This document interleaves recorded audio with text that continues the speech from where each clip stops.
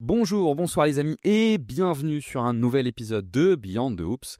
Aujourd'hui, on va regarder les évolutions défensives des 10 dernières années, mais avant qu'on démarre, pour tous ceux qui veulent nous soutenir, un petit like sur Spotify, Deezer, YouTube, un petit commentaire pour le référencement et bienvenue sur le podcast de Q-Basket.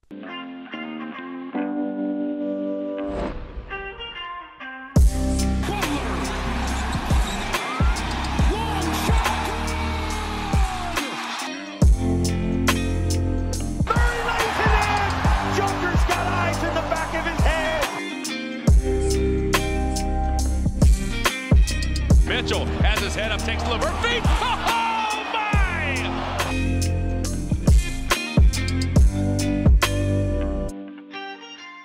Alors, à l'arrivée de la nouvelle saison, on n'allait pas complètement mettre de côté nos habitudes. Vous avez l'habitude de nous entendre sur différents types de registres, plus de l'actu et plus des sujets de fond. Et on voulait vous proposer un dernier sujet de fond avant qu'on démarre la nouvelle année NBA. L'idée, ça va être, durant cet épisode, de parler de l'évolution des défenses. Parce que c'est vrai que la défense a beaucoup bougé, c'est assez central dans les différentes discussions qu'on a. Et on s'est dit que ça allait être intéressant de pouvoir vous expliquer un petit peu ce qu'on a vu bouger dans les 10 dernières années, pourquoi ça bouge, qu'est-ce qui bouge. Et pour faire ce podcast, c'est avec une nouvelle voix qu'on va le faire, vu que c'est avec Mathieu. Salut Mathieu, comment ça va ? Bah, ça va très bien, hein. Ravi d'être là, ravi d'être chez QI, c'est top, franchement. C'est un sujet en plus qu'on va traiter qui me tient à cœur, on va dire. Comme tu as dit, c'est les sujets de fond, on n'a pas forcément tout le temps l'habitude d'en traiter, et celui-là, c'est vrai que c'est peut-être un truc qu'on n'entend peut-être pas assez et qui est important à mon sens. Ouais, parce que je trouve que souvent, tu sais, quand tu regardes les matchs, c'est plus simple de comprendre ce qui se passe sur l'attaque que de comprendre ce qui se passe sur la Ouais. défense. Et c'est intéressant d'avoir des grilles de lecture et avoir un regard un peu historique sur ce qui s'est passé. C'est vrai que c'est intéressant pour le coup pour mieux comprendre ce qui se passe et puis aussi pour voir ce qu'il en est maintenant, quoi. Pour le coup. Ouais, carrément, bah, ouais, c'est vrai, bah, comme tu as dit, c'est vrai que je pense que c'est plus simple enfin, on a plus l'habitude déjà de regarder le ballon. Tu sais, quand on commence à regarder le basket, et on part souvent de la révolution offensive, ce qui a eu lieu, mais on a tendance un peu à oublier que il y a une révolution défensive qui est peut-être, on en parlera, mais moi j'ai l'impression qu'il est encore en cours, du moins. Donc suite, justement, j'imagine, bah, il y a une révolution offensive, et puis bah, forcément, les schémas défensifs derrière doivent s'adapter. D'autant qu'on a vu dans les derniers playoffs, on a essayé de le documenter dans le podcast, mais un espèce de retournement de situation. On a commencé à voir les défenses prendre le pas sur les attaques, alors qu'on était dans un mouvement des 3-4 dernières années où c'était plutôt les attaques qui avaient la main. Là, ce qu'on Ouais. voit se dessiner, c'est que ça y est, la défense, elle est en train de s'adapter. Vous savez, la NBA, c'est beaucoup move contre move. Et donc, on va voir un peu ce que ça peut donner dans cette itération. Matt, pour que les auditeurs te connaissent un petit peu mieux, alors je ne vais pas te faire à la Zach Nani quel est ton parcours scolaire, mais qu'est-ce qui a fait que tu t'es intéressé à la NBA et quelle est ton équipe de cœur ? Alors, moi, j'ai commencé à regarder vraiment la NBA sérieusement à partir de 2011. C'était le titre des Mavs contre Miami. Avant, on va dire que je suivais les résultats par-ci, par-là. Il m'arrivait de tomber sur des matchs sur Sport Plus, je me souviens. Donc, je regardais quand il y avait ce genre de diffusion que je tombais dessus, quoi, on va dire. Mais vraiment que j'ai pris un abonnement League Pass, que je me suis intéressé à la NBA, c'est vraiment en 2011. Et l'équipe que je supporte, c'est les Sixers. Alors, c'est un peu bizarre, hein, la manière de. Enfin, pourquoi cette équipe-là? C'est les jeux vidéo, tout simplement. Ok. Je pense il y en a beaucoup qui sont dans ce cas-là. Mais alors, il y a aussi quand même je suis tombé sur Sport Plus, sur des matchs de Iverson. C'est ça qui m'a fait prendre les Sixers souvent sur NBA 2K. Et en fait, c'est comme ça que que j'ai supporté cette équipe-là, en fait. Alors, au début d'année, on va dire, que j'ai suivi la NBA, c'était pas très glorieux. Mis à part, il y a quand même eu la demi-finale de conférence là, contre les Celtics, mais c'était vraiment un truc inattendu. Mais on va dire jusqu'avant le process, en vrai, il se passe pas grand-chose, voire même il se passe rien, quoi. Donc c'est vrai que c'était un peu pauvre au début, et puis après, bon, bah, on va dire que c'était un peu plus intéressant à suivre en tant que fan de mon équipe. Attends, un peu en rebond pour le coup du podcast qu'on a fait il y a peu sur les meilleurs rookies des 10 dernières années. Toi, pendant The Process, t'étais plus team Embiid ou plus team Ben Simmons ?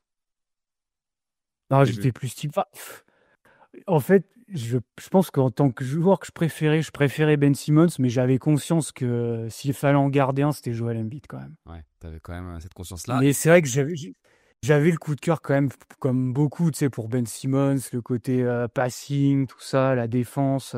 Puis, en fait, bon, il y avait aussi ce côté où t'avais un peu, c'était un jeune, il a commencé très fort, donc t'avais un peu toujours cette idée de, il va progresser d'année en année, mais quand même, tu sentais que le joueur, la pierre angulaire, c'était Embiid. Et puis il y avait ce mirage, tu sais, des 15 derniers matchs de sa saison rookie. Sans Joel Embiid, il Oui, gagne les 15 matchs et il est absolument phénoménal pour driver ce 5-out, là, défensif, très shooter. Et ouais. c'était absolument dingue. Ce que je te propose, c'est qu'on rentre dans le podcast. On aura l'occasion au fur et à mesure d'en savoir plus sur tes différents goûts. Je n'ai pas de doute qu'on va les entendre. Et ça permettra en plus de parler des Sixers dont on n'a pas trop parlé l'année dernière. À juste titre, je pense qu'on peut l'oublier l'année dernière, les Clippers, Ouais, ouais. des Sixers, tu m'en veux pas?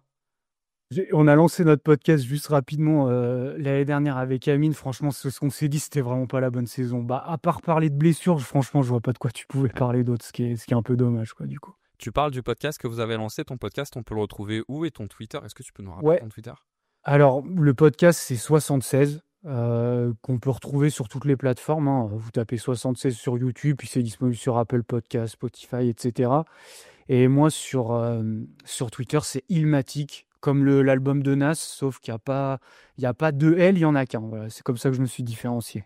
Ça, c'est ce qu'on appelle des jolis refs. Et on va pouvoir rentrer dans notre sujet du jour. On s'était posé la question avec Mathieu de comment vous présenter ce sujet de la défense. C'est vrai que c'est un peu étonnant, en fait, l'évolution de la NBA qui est toujours une ligue avant-gardiste, pour le coup, sur énormément de choses. Mais finalement, la réflexion autour de la défense en NBA à l'échelle du temps, elle n'est pas si longue que ça. Pourquoi? Parce qu'en fait, le vrai tournant sur la défense, c'est 2001, avec notamment le moment où on a pu permettre les défenses de zone. Avant, on était obligé d'être dans des défenses individuelles. Et finalement, on s'est dit, c'est que 24-25 ans d'évolution défensive. Alors, c'est à la fois beaucoup, mais aussi pas beaucoup à l'échelle d'un sport. Et c'est vrai que ce qu'on s'est dit tous les deux, tu me confirmes, mais c'est que sur les 10 dernières années, pour le coup, les choses se sont pas mal accélérées. Et on a vu beaucoup de mouvements. Et du coup, on s'est dit que c'était intéressant de regarder les 10 dernières années, quoi.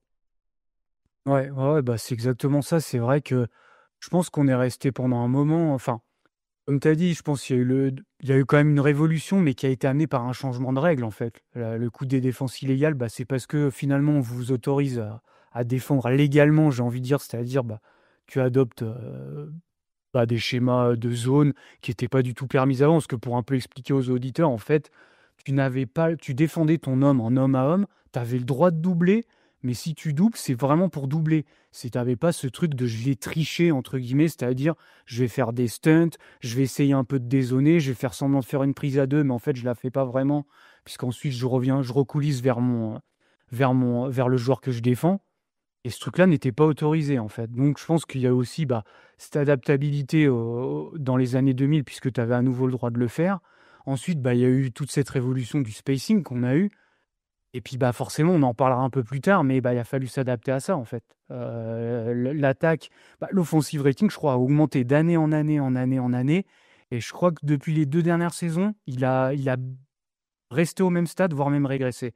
Donc, ça montre, en fait, que les défenses se sont adaptées, en fait, parce qu'il y a eu plus d'espace sur le terrain, il a fallu s'adapter à ça, tout simplement. Mais d'ailleurs, c'est intéressant que tu dis ça parce que moi, j'ai l'impression que tu vois, la révolution du spacing, elle s'est aussi faite autour d'une équipe qui a révolutionné le spacing défensif, c'est Miami. Pour le coup, on en a parlé un peu avant le podcast, mais qui avait commencé à introduire autour de Spoelstra 2012 cette notion de prise d'espace en défense, qui voyait ça arriver dans les autres équipes et qui a choisi en contre-move d'écarter beaucoup l'attaque avec Chris Bosh qui était passé en poste 5. Et c'est vrai qu'autour de ce moment-là, c'est là où effectivement le spacing s'est vraiment pas mal développé. D'ailleurs, ça me permet de te poser une question. Toi, tu penses que les révolutions défensives, elles se font plus en réaction à l'attaque ou généralement elles ont tendance à être avant l'attaque? Moi, j'ai l'impression qu'en tout cas, celle qu'on en... Parce que moi, je pense qu'on est en plein dedans. Pour moi, c'est une réaction à l'attaque parce que j'ai l'impression qu'il y a un moment, quand il y a eu bah, tout ce spacing, beaucoup de five out, où on demandait en fait, au début, les joueurs, par exemple, les JJ Redick, les joueurs comme ça, les shooters en mouvement, ils shootaient beaucoup à 2 points. Tu regardes les mouvements de JJ Redick à l'époque du Magic, il prenait énormément de mi-distance. D'ailleurs, je crois qu'il en parle hein, dans son pod avec LeBron James, la Mind the Game. En fait, ce qu'on demandait un peu les coaching staff, c'est ils lui ont dit, en fait, au lieu de que tu prennes là ton mi-distance, en fait, nous, on veut que tu recules de 2-3 mètres et que tu prennes un 3 points. parce que c'est un tir qui est beaucoup plus rentable. Et les stars, eux, on sait, ils prennent toujours les mid-range. Eux, c'est quand même toujours les joueurs à qui on a moins dit de faire des choses parce que, pourquoi? C'est un peu, je pense, on en reviendra aussi beaucoup dans le podcast, mais c'est une notion de rentabilité, en fait. Les role-players sont pas assez forts, finalement, pour mettre des shoots à mi-distance, alors qu'on a certaines stars. Aujourd'hui, il y a DeRozan, Kawhi Leonard, Kevin Durant. Bon, ces joueurs-là, tu vois, tu vas pas leur demander de plus du tout de prendre de mid-range. Ils sont tellement bons là-dedans. Pour prendre le Exactement. champion. C'est des joueurs, tu peux pas ne plus leur demander de prendre ces tirs-là parce qu'ils le mettent d'une manière beaucoup plus rentable. Donc je pense qu'en fait, ça a été beaucoup aussi une réaction à ces défenses parce que, en fait, avant, enfin en tout cas en 2017, 2018, ces années-là, je pense qu'on défendait beaucoup en homme à homme. Mais vraiment, quand je dis homme à homme, c'est homme à homme. C'est-à-dire, il n'y avait pas tous ces dézonages. Ce qui faisait que, au final, tu avais énormément de place pour les drivers comme LeBron James, comme James Harden. Et je pense que les défenses se sont dit à un moment, en fait, est-ce qu'on surréagit pas trop au spacing, tu vois? Est-ce que au final, on n'a pas meilleur compte à mieux défendre, à barrer la route à des joueurs comme Harden, comme Doncic, plutôt que de respecter, je dis n'importe quoi, un joueur lambda à 3 points, un role player, tu vois? Vaut mieux barrer la route à la star plutôt que de respecter le role player qui va rentrer 35-36% de ses shoots. Moi, je pense que non. Tu vois, c'est ça. Par exemple, des PJ Tucker, tu vois, les joueurs comme ça, un peu les joueurs qu'on avait des Rockets, qui en plus, c'était pas vraiment des shooters en mouvement. Les Robert Covington, c'est vraiment des joueurs qui restaient dans leur zone. Et dès que tu avais un drive de Harden, si quelqu'un venait aider, on ressortait à 3 points.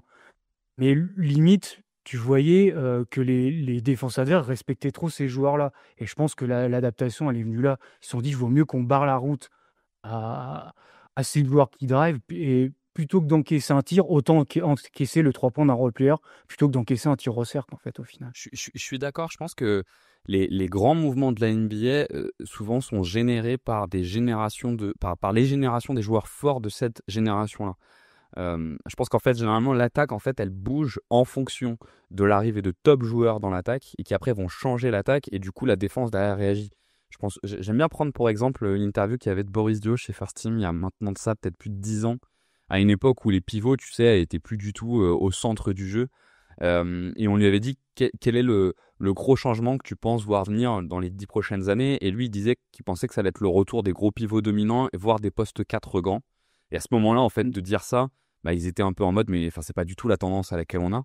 Et ce que disait Boris Dio, il dit non, mais en fait, la NBA, on s'adapte aux joueurs forts qu'il y a en face. En fait, le joueur fort, s'il est vraiment très dominant, ça vient changer le jeu. Et c'est un peu ce qu'on a vu derrière avec l'arrivée des Jokic et des Embiid dans un premier temps, voire même dans un deuxième temps avec l'arrivée, tu sais, des postes 4 comme on voit maintenant, qui sont très grands. Je crois qu'en fait, les mouvements de la NBA sont quand même beaucoup liés à l'arrivée des joueurs stars et à la génération de joueurs stars et des qualités des joueurs stars qui arrivent, qui viennent changer un peu le jeu. Qui aurait dit il y a quelques années que le meilleur joueur, le MVP de la meilleure équipe de la NBA serait un joueur qui tire beaucoup à mi-distance? Je pense pas grand monde, tu vois. Et ça change en profondeur les défenses. Autre élément qu'on s'était dit aussi, c'est que les 10 dernières années, c'est aussi l'arrivée de la catégorisation des profils défensifs autour desquels on construit les défenses, qui permet aussi de mieux les comprendre. Je pense que les deux principaux qu'on a vu venir, mais peut-être qu'on en parlera après, c'est les connecteurs défensifs et les playmakers défensifs. Peut-être juste avant qu'on rentre dans notre itération, tu peux nous rappeler un peu ce que sont ces deux concepts? Playmaker défensif, c'est les joueurs qui provoquent des interceptions, qui provoquent des contres. Souvent, on associe à ça, c'est le steal percentage, le block percentage. Et tu as aussi tout ce jeu même de déviation, de couper les lignes de passe. En fait, c'est un peu des joueurs qui vont lire. C'est de la défense off-ball déjà, principalement. C'est pas les joueurs qui vont venir défendre les écrans, mais c'est vraiment... j'aime bien dire le mot tricher parce qu'en fait, on va pas défendre un joueur, on va se mettre plutôt dans une zone. Et je pense qu'on en reparlera avant, parce que ça, c'est important. On va se mettre dans une zone du terrain. Et en fait, le but, ça va être de lire ce que va faire l'attaquant adverse de loin. Par exemple, si le joueur il veut faire une skip pass corner opposé, le playmaker défensif, c'est ça qu'on appelle playmaker défensif, c'est il faut qu'il lise la passe qui va aller soit d'un côté, soit de l'autre. Et les bons playmakers défensifs, justement, arrivent à faire ces lectures-là. Ouais, souvent le playmaker défensif, c'est celui dans une défense très organisée auquel tu laisses un peu plus de liberté parce que tu as confiance dans son instinct. C'est ça, ouais. Et les connecteurs défensifs qui sont autour de lui, ont plus pour but de lui rendre le jeu un peu plus facile, justement, et de rendre sa liberté possible. Je pense que, il y a un exemple que j'aime bien, parce que c'est une équipe que les gens ont beaucoup vu jouer, si on prend les Lakers de l'année dernière sur la deuxième partie de saison, le playmaker défensif, à un moment donné, c'était un peu LeBron, qui était dans son corner, mais avec beaucoup de liberté, et les connecteurs, c'était plus Dorian Finney-Smith quand il était off-ball, et puis après, tu restes évidemment avec les deux derniers éléments importants, c'est les rim protectors, et le défenseur on-ball, qui, eux, pour le coup, sont encore dans un autre registre. Ce que je te propose, Matt, si ça te va, parce qu'on s'est fait une bonne intro, mais je pense qu'elle était nécessaire, cette intro, pour comprendre un peu le contexte de notre réflexion et puis ce qu'on voulait amener, c'est qu'on démarre directement et qu'on essaye de voir un peu, on va dire entre 2015 et 2019, quels étaient les différents schémas classiques qu'on avait pu voir et quels sont les schémas qui sont imposés, qui ont construit les défenses sur cette période. Ouais, en fait, je pense que j'ai l'impression que c'est un peu les schémas les moins compliqués, entre guillemets, à comprendre, parce que comme j'ai dit en intro, en fait, on était sur des défenses de vraiment homme à homme, c'est-à-dire chacun avait son match-up défensif et en gros, surveiller ce joueur-là. Alors, ça n'empêche pas évidemment de faire des rotations, mais en fait, quand tu disais telle équipe a telle identité, on se raccrochait à comment est défendu le pick and roll, simplement. C'est-à-dire, tu as 3 couvertures principales, tu as le drop. En fait, le big, quand il y a un écran, va rester bas. Le but de ça, c'est on va accepter plutôt d'encaisser un tir à mi-distance ou un tir ou un pull-up à 3 points. Mais le but, c'est clairement, on veut défendre la raquette en premier. Donc, c'est ça, c'est le big. Alors, tu as différents types de drop. Tu as soit un deep drop, ce qui veut dire que tu restes profond dans la raquette. Donc là, tu vas laisser une plus grande poche d'espace. Par contre, tu as l'avantage, c'est que forcément, tu es plus en position pour protéger ton cercle. Donc, c'est vrai que tu as différents types. Des fois, c'est pas forcément évident à voir. Parce que des fois, tu as des. Brook Lopez, notamment, faisait pas mal. Ouais, donc parfois, c'est compliqué de différencier un peu les types de drop. Parce que des fois, on va être en deep drop comme Nurkic ou Brook Lopez, par exemple. Puis des joueurs plus mobiles, comme Draymond Green, eux, ils vont un peu monter des fois un peu plus haut. Donc, on va dire ça dépend. Mais en gros, on va catégoriser ça dans drop. On a premièrement les défenses en drop, où on va plutôt protéger le cercle. Ensuite, on a les défenses en edge, où là, le joueur va moins accepter justement le tir à 3 points, où souvent c'est des fois pour protéger, pour faire sortir un peu le point de compression de l'attaque ailleurs. Si on va monter plus haut au niveau de l'écran, ce qui met plus de pression au ball handler. Et du coup, tu es un peu obligé de sortir ailleurs. Et généralement, ces équipes-là, ils aiment bien avoir des joueurs qui sont forts derrière, un peu dans le rôle de Lomen, qu'on reparlera un peu plus tard. Mais tu vois, je pense à une équipe comme le Thunder faisait beaucoup ça avec Steven Adams. Parce que Adams, c'est pas un super joueur non plus. C'est un bon défenseur, mais il fait pas partie non plus de l'élite. Donc je pense que le but, c'était un peu de protéger Steven Adams dans ce pick and roll. Et en fait, on préférait impliquer Paul George, où je pense qu'en plus, à cette époque-là, on était encore dans son prime. Paul George, je pense que c'était un des meilleurs dans ce rôle-là, de justement la couverture en second rideau, faire sortir un peu le point de décompression du ball handler. Et puis lui, il venait faire des rotations agressives, en fait, si par exemple le ballon arrivait jusqu'à lui.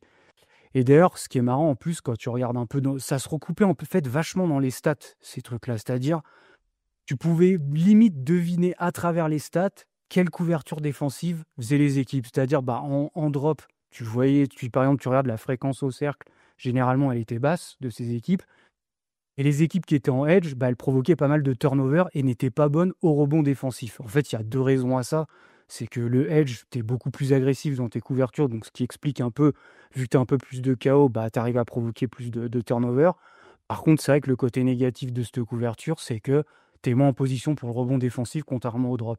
Donc c'est pour ça qu'en fait, tu voyais un peu, ça recoupe un peu avec les stats, chose qu'on va voir justement à l'heure actuelle, tu peux plus vraiment deviner en fait, parce que les couvertures ont tellement évolué que tu peux plus deviner en fait ces trucs-là. Oui, c'est effectivement la défense sur cette période-là, elle dépend beaucoup en fait de ce qu'on voit sur le pick and roll. Ça s'est un peu complexifié. On aurait presque pu ajouter dans les types de défense sur cette période-là, parce que la première qu'on a vue, qui était dominante vers 2015, 2016, 2017, c'était le switch all, qui pour le coup était une réponse notamment aux Warriors et à leur dangerosité au tir. Le problème, ce qu'on s'est rendu compte avec le switch all, c'est que ça avait tendance à beaucoup ouvrir le cercle. Donc on a voulu remettre des grands. Et c'est là où c'est toujours un peu difficile, tu sais, la question de qui de la poule ou de l'œuf. Moi, je pense qu'en fait, on a remis des grands dans le jeu pour l'attaque et du coup, on a développé le drop coverage pour aussi permettre à ces grands d'exister, tu vois. Ouais, puis je pense que j'allais en parler après, effectivement, du switch all, parce que c'est vrai en plus, ce qui est marrant, c'est que on a un peu le boom du switch all. J'ai envie de dire, c'est un peu la finale de conférence là, entre les Warriors et les Rockets en 2017-2018, où en fait, les deux équipes faisaient du switch all.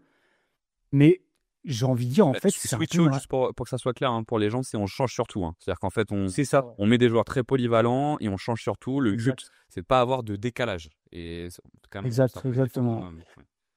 C'est ça, mais en fait, pour moi, c'est un peu pareil. C'est une réaction à l'attaque et à ce type d'équipe-là, parce que les Warriors, bah, c'était énormément de motion offense et de mouvement. Et on va dire, pour simplifier un peu la donne pour les joueurs, bah, c'est plus simple de switcher, parce que les Warriors, il y avait tellement d'écrans off-ball. En fait, pour le cerveau un peu des joueurs, j'ai envie de dire, c'est plus simple de leur expliquer, bah, en fait, dès que tu as un écran, tu switches. Comme ça, en plus, tu absorbes tous les décalages. Et en plus, bah, ça avait forcé d'ailleurs, c'est pour ça je pense que cette série a été ultra serrée, parce que ça avait forcé en fait les Warriors de jouer du 1 contre 1, chose que bah, ils n'ont pas trop l'habitude de faire. Et c'est aussi, je pense, pour ça qu'à un moment, ils avaient recruté Durant, parce qu'ils avaient un peu buté sur ces équipes qui faisaient du switch all, et ils avaient besoin bah, de ce joueur un peu plus fort en 1 contre 1, chose que Curry peut faire, mais on va dire que c'est peut-être pas c'est pas là où t'aimes le voir le plus, tu vois. Donc c'est un peu pour ça aussi qu'ils ont pris Durant. Et par contre, côté Rockets, ce qui est intéressant, bah, en fait, c'est un jeu complètement différent. Le Rockets, c'était héliocentrisme Chris Paul, héliocentrisme James Harden. Donc vraiment, c'est attaque à base de pick and roll et d'isolation. Et on va dire même, c'est même plutôt du pick and roll. Au début, les équipes les défendaient soit en edge, soit en drop. Mais en fait, ils encaissaient tellement de points comme ça, et puis James Harden était tellement fort et Chris Paul pour faire vivre tous ces décalages. Si tu leur laissais une poche d'espace, ils en profitaient. Si tu montais trop haut en edge et que tu étais trop agressif, ils avaient le passing pour faire ressortir le ballon. Donc pareil, bah, les équipes, ils se sont dit, bah, en fait, on préfère switcher comme ça, bah, on va vous obliger à faire du 1 contre 1. Et je pense que, tu sais, les gens s'en plaignent souvent à dire, bah, les Rockets, c'était chiant à regarder à cette époque-là. Mais je pense qu'en fait, pourquoi? Bah, parce que les équipes, elles faisaient que switcher, elles invitaient en fait Houston bah, à faire du 1 contre 1, et ils n'avaient pas le choix. Et en plus, bah, ils avaient la chance d'avoir un joueur qui était bah, l'un des meilleurs de l'histoire là-dedans. James Harden, sa saison là en isolation, où il fait, je crois, plus de 1,20 points par possession, ce qui est énorme. Hein. On peut dire que c'est une top 1 attaque, je pense, à cette époque-là. 1,2, enfin 120 points par 100 possessions. Alors que c'est à ce moment-là, normalement, le play le moins rentable. Enfin, on Exactement. s'était dirigé vers ça parce qu'on s'est dit c'est le play le moins rentable, l'isolation, donc ça va nous être profitable. Le seul problème, c'est qu'il y a quelques joueurs qui venaient contredire un peu cette tendance-là, en tête de file d'ailleurs, James Harden et Kevin Durant. On pourrait même rajouter Kyrie Irving, qui étaient un peu les trois joueurs qui étaient vraiment des tueurs de switch all, parce que très très bon pour le coup sur l'isolation après switch. Et c'était assez efficace. Donc, si je te suis, on a donc un contexte où on a deux gros types de défense. En tout cas, dans cette période-là, entre 2015 et 2019, tout tourne beaucoup autour de ce qu'on voit sur le pick and roll. Soit tu décides de faire du switch all. C'est un peu les Warriors qui ont imposé ça, parce que de toute façon, les top équipes, elles devaient s'adapter aux Warriors. Et que les Warriors, dans ces sorties d'écran, parfois ils cuttaient, parfois ils tiraient à 3 points, bah, normalement, on se mettait à tout chuter surtout parce que c'était trop compliqué.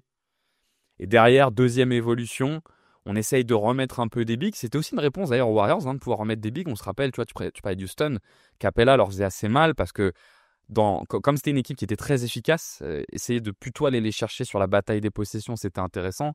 Et quand tu vas aller chercher une bataille des possessions, bah, le big, il est intéressant. Et donc, tu es dans une situation où tu essayes aussi de rendre à de nouveau tes pivots viables. Et c'est là où tu dis, tu as les deux défenses de pick and roll, le drop coverage où tu descends très bas et tu laisses plutôt le mi-distance. C'est d'éviter le droit point, mais au moins de laisser le mi-distance, notamment le longue distance, ou le edge, où là, pour le coup, tu vas monter très très haut, être très agressif sur le porteur de balle pour qu'il lâche le ballon. Ça, c'est la situation, on est OK, la situation entre 2015 et 2019. Tu vois d'autres éléments importants sur cette période-là? Non, non, je pense que c'est un peu. Bah, en fait, si j'avais une stat en fait qui recoupe un peu, qui recoupe aussi un peu tout ça, c'est en fait en 2017, bah, à cette période-là, hein, 2017-2019, en fait, c'est une stat c'est pas Cleaning the Glass, c'est Sports Radar, là, je me rappelle, Synergy, voilà. Ok. Synergy, tu sais, donc ils font des tracking data, ils arrivent à traquer un peu comment se passent les possessions sur le terrain, si tu es en zone, si tu es en défense d'homme, bah, tu as eu sur ces 2 années-là que 0,2% de défense de zone. Ok. Ce qui est vraiment très peu. Alors, Ouais. tu vois, par exemple, en 2009-2010, donc si tu remontes encore quasiment 10 ans en arrière, tu avais 3% de défense de zone. Donc, tu avais plus de défense de zone il y a 10 ans en arrière que vraiment en 2017-2018. Donc, ce qui recoupe un peu avec ce qu'on a dit, c'est-à-dire bah, c'était énormément de homme à homme et tu jouais pas de zone en fait. Tu faisais vraiment, tu défendais que ton homme et c'est un peu ça, je pense, qui ouvrait tous ces espaces pour ces joueurs-là, quoi. Dernière défense qui n'était pas dominante, mais qui était assez à la mode vers les années 2015, voire un peu avant et un peu après, qui était la défense fétiche de Tom Thibodeau. C'était Oui. ce qu'on appelle la défense en ice. On ne sait pas toujours exactement de quoi on parle quand on parle du ice. Est-ce que tu peux l'expliquer? Ouais, alors en fait, le ice, c'est simplement quand le défenseur du point d'attaque, donc qui défend le ball handler, se place sur le côté. Et en fait, le but, c'est que le ball handler ne rentre pas au milieu du terrain. En fait, tu le forces ligne de fond, enfin ligne de côté et ligne de fond. Parce qu'en fait, pourquoi ça? Parce que si tu rentres dans la raquette, c'est là en fait où tu vas forcer les rotations. Donc c'est pour ça en fait que Thibodeau, il utilisait énormément ça. Et d'ailleurs, Thibodeau était un peu précurseur, on le verra après dans les schémas qu'on va parler, mais le côté justement ice et les stunts où tu viens un peu dézoner, bah, Tom Thibodeau, il le faisait déjà un peu à l'époque de Chicago. Donc tu vois, il y avait un peu déjà, il y avait certaines équipes qui utilisaient un peu ce genre de défense qu'on n'avait pas trop l'habitude de voir au final. Ouais, l'idée c'est aussi de se servir de la ligne de fond comme d'un nouveau défenseur pour réduire un peu Ça va. l'espace d'expression. Mais là, on n'est plus sur une stratégie défensive, c'était pas une tendance. Alors même Mm. si il y a Oui. quand même pas mal d'équipes qui faisaient du ice quand même au bout à un moment donné, mais il y a que Thibodeau qui l'utilisait vraiment sur des séquences assez longues. Donc c'était un peu particulier. Et donc on est dans une situation à ce moment-là, donc on a le switch all, après on a les changements sur la défense. Bon, on a comparé le drop et le edge à cette époque-là. Est-ce que tu es d'accord avec moi pour dire qu'il y a quand même plus de drop que de edge? Franchement, l'équipe d'OKC, là où je me souviens, c'est vrai. Alors, il y avait les Bucks, mais avant, qui était entraîné par Jason Kidd, qui faisait même limite, c'était limite des prises à deux. Ouais. Sur le pick and roll, c'était vraiment des défenses très, très agressives. Mais oui, c'était énormément de drop parce qu'en fait, c'est la couverture traditionnelle, en fait. Et puis, je pense que c'est la couverture qui te demande le moins de compromis. En Mm. fait, parce que, comme j'expliquais, le edge, ça t'oblige à avoir des profils très particuliers. Si tu n'as pas des joueurs qui sont excellents en second rideau, bah, en fait, tu vas obliger ta défense à être constamment en rotation et tu vas encaisser des paniers efficaces. Donc, c'est un peu ça le problème. Donc, effectivement, on se souvient, enfin, il y avait énormément d'équipes en drop et puis les quelques équipes en switch all, mais c'est pareil, le switch all, il faut avoir le personnel. Donc, je pense que c'est pour ça que, ouais, effectivement, il y avait beaucoup d'équipes qui étaient en drop. Le edge, c'est une défense qui était très à la mode en Europe, pour le coup. Et je pense que ça peut s'expliquer aussi par le fait qu'en Europe, les porteurs de balles sont quand même d'un niveau un peu inférieur, voire nettement inférieur au niveau NBA, souvent plus petit. Et que le problème, c'est que quand vous êtes face à James Harden, par exemple, qui fait quasiment 2 mètres, bah vous avez beau edge sortir très haut, comme il est grand et qu'il a des grands bras, il peut sauter par-dessus la défense. Ce que peut pas faire, par exemple, un Mike James, qui va pas être là-dedans parce qu'il est petit, donc il va être gêné par ça. Le edge, c'est une défense très pratiquée en Europe. Pour le coup, là où le drop, remarque qu'il y a aussi beaucoup de drop en Europe. Mais enfin, il y a peut-être plus d'alternance. Donc, ça, c'est la situation à laquelle on est. Et comme on l'a dit, c'est notre itération. Attaque qui met en place des choses, défense qui met en place des choses. Et du coup, on repart sur attaque qui met des choses en place. Qu'est-ce qui a fait encore bouger ces schémas-là à partir du moment où ils étaient fonctionnels? Comment a évolué l'attaque? Moi, je dirais, en fait, on a eu de plus en plus de joueurs un peu héliocentriques. Tu vois, il y a Doncic qui est arrivé, Trae Young, Giannis. En fait, on a eu plein de joueurs comme ça qui sont, qui sont extrêmement forts en 1 contre 1, qui sont des générateurs de décalage élite. Ce qui fait qu'en fait, bah, ces joueurs-là arrivaient à faire vivre ton spacing. Dans le sens où bah, tu attires une prise à deux, tu forces les aides dans la raquette, tu as des joueurs qui vont se retrouver seuls à 3 points. Donc, ces équipes-là vont générer des tirs rentables, puisque c'est un peu pour ça aussi qu'il y a eu la révolution du 3 points. Bah, c'est que c'est des tirs plus rentables que les mi-distances, tout simplement. Et je pense qu'aussi, bah, ces joueurs-là ont énormément de pression au cercle. Ce qui fait que je pense qu'à un moment donné, les équipes se sont dit, mais en fait, est-ce qu'on se trompe pas de combat? Tu vois, est-ce que, au lieu de plutôt, comme j'ai dit en intro, de respecter des role-players qui sont moyennement bons à 3 points, est-ce qu'on n'aurait pas meilleur compte à un peu les ignorer et plutôt bah, En fait, soit faire des prises à 2, soit faire des aides tardives, mais en tout cas, empêcher le créateur de décage de développer son jeu. Parce que je pense qu'au bout d'un moment, bah, tu survis pas. Si le mec, tu le laisses un peu faire ce qu'il veut, faire ses drives, faire son playmaking, faire son scoring, bah, du coup, il y a un moment, tu sens que c'est plus tenable. Donc je pense que c'est aussi en réaction à ça, tu as tellement des joueurs, forts dans ces systèmes hélocentriques qu'à un moment, tu es obligé de t'adapter et de faire un choix, tout simplement. Ouais, je pense que tu avais deux types d'attaques qui faisaient vraiment très mal à ces défenses-là. C'était la défense de pull-up sur le 3 points, et l'attaque de pull-up pardon, sur le 3 points, et l'attaque de drive and kick que tu as évoqué. Et finalement, tu es dans une situation sur ces années d'avant où tu pas beaucoup de joueurs qui sont vraiment capables de le faire. Tu as James Harden un petit peu, effectivement. Tu as avant ça LeBron, qui est un peu le précurseur de ce type d'attaque, parce qu'il était très très fort sur le drive and kick. Et finalement, généralement, tu vas changer une défense par rapport à un joueur, mais tu vas plutôt changer la tendance des défenses par rapport à une génération de joueurs. Et j'aime bien le fait que tu me précises qu'il y a une génération de joueurs très hélocentriques qui arrive. Tu vois, par exemple, Kevin Durant, qui arrive un peu après LeBron, il n'a pas ça. Il est très sur le scoring, mais il n'est pas dans cette capacité aussi d'avoir du playmaking. Et tu as cette génération héliocentrique qui cumule plusieurs qualités. Et tu l'as dit, les deux meilleurs exemples, c'est Giannis et Doncic, voire Doncic et Trae Young. Enfin, tu as 4-5 exemples comme ça. Donc là, vraiment, le jeu bouge, quoi, pour le coup. Et ça, et puis, en fait, il y avait tellement de spacing que ces joueurs-là, ils s'éclataient, entre guillemets. Tu vois, bah, Yanis, pourquoi il est devenu aussi fort à un moment? Tu vois, il a eu une progression quand même, ça a mis un peu de temps avant qu'on ait le Yanis qu'on connaît aujourd'hui. En fait, bah, il y a eu la révolution un peu quand Mike Budenholzer est arrivé, mais qu'est-ce qui s'est passé? En fait, il lui a créé un maximum d'espace. Déjà, on a pris Brook Lopez qui shootait à 3 points. Et puis, en fait, les règles du jeu, en tout cas de Budenholzer, c'était ben, vous espacez le terrain le maximum possible. On veut qu'Yanis il ait le plus de lignes de drive possible. Et en fait, bah, c'est un peu comme ça que je pense qu'aussi les défenses ont réagi.